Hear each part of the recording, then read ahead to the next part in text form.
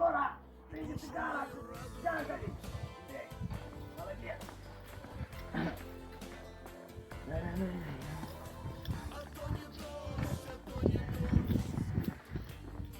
Стой, маленький, стой! Опа, 3 штуки. Нет, и базарик хочешь, да?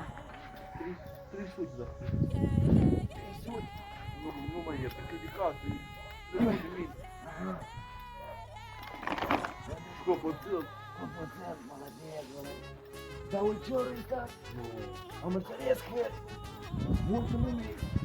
Это мы на том света, потому что. На чемат фразы тел. А ще може, А им фразы же как ты.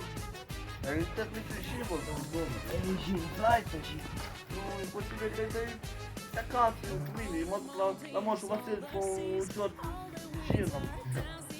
Ще заєбіть. Ты возьму меня кому прикай на этим кулаком. Я пью потім аккуратно, правда, але якщо ти мозку, не аккуратно. Москва взяла, але тут по дому Андрею нам падать морда. Давай, ты, батька.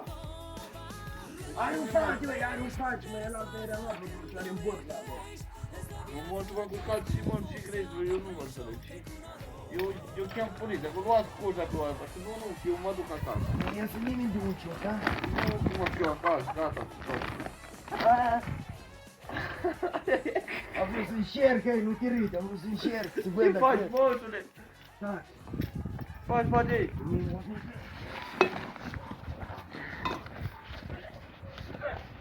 Cupala!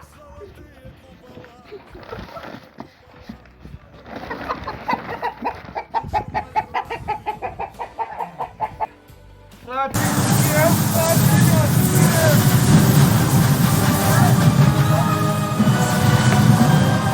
О, величайший повелитель мой!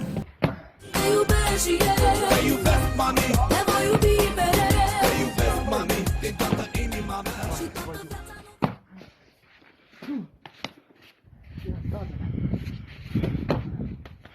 Ce de gherul? And his name is John C.